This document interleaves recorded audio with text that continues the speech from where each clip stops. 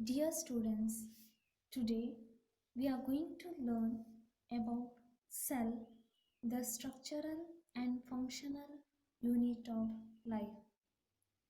All organisms, including ourselves, are made up of microscopic cells.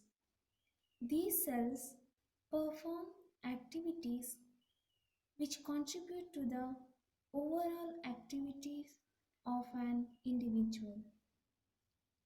Every organism starts its life as a single cell. The same cell undergoes repeated divisions to give rise to a large mass of cells.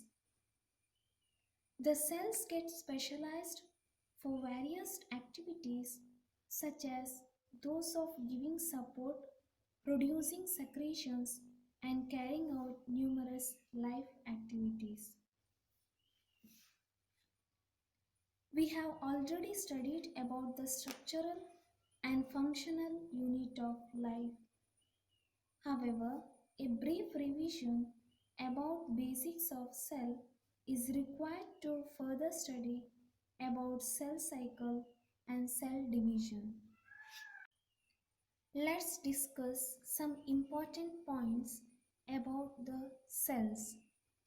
All living beings are made up of cells. All the living beings which are made up of either one cell or single cell or multicellular, that is more than two cells. All the organisms which are made up of either one cell or more than two cells. The cell is the structural and functional unit of the body. The cell has its own structure and its function. All living beings arise from a pre-existing cell. All cells comes from existing cells. Therefore, pre-existing cells are just cells that were there before. These are the main important points about the cells. Next, cells in organisms. Larger an organism, greater the number of cells in its body. If the organism is larger in size, the number of cells in its body will be greater in number. Based on the number of cells, organisms are divided into two groups: unicellular organisms and multicellular organisms. Unicellular organisms made up of only a single cell. Example: amoeba, paramecium, bacteria, etc. Second one, multicellular organisms. Multicellular organisms are the living organisms made up of millions or billions of cells. All the living organisms, majority of all living organisms are made up of millions or billions of cells. So they are called as multicellular organism. In one organism, the number of cells will be more than two cells, or in organism, the organism consists of millions or billions of cells, so they are called as multicellular organisms. Example: human beings, plants, mango, rose, mosquitoes, etc. Next, size of the cell. Cells are very small and can be seen only with the help of microscope. Microscope is an instrument which is used to see the microscopic organisms.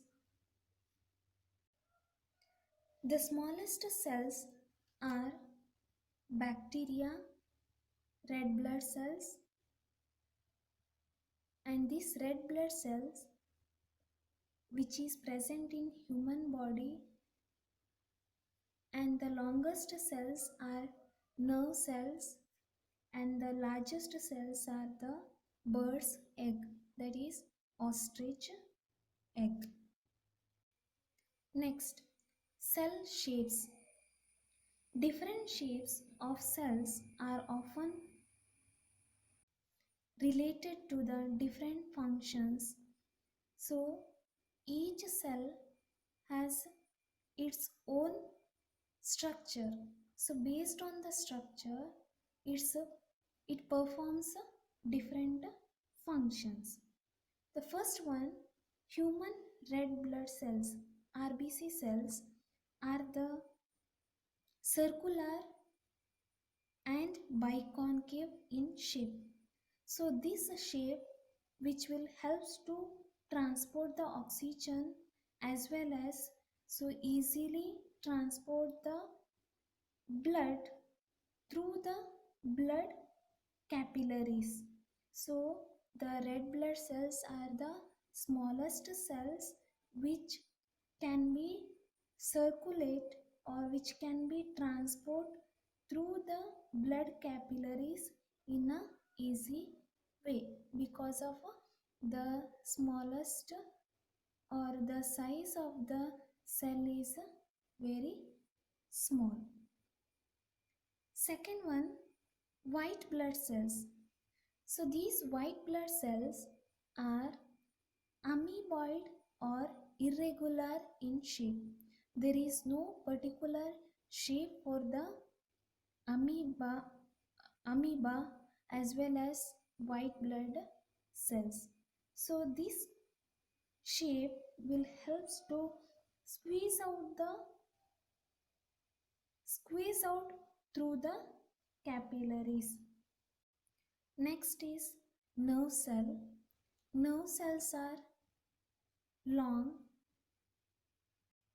which conduct the impulse from the different parts of the body to the brain and spinal cord. That is, it takes the information or signals from the different parts of the body and it gives to the brain and spinal cord.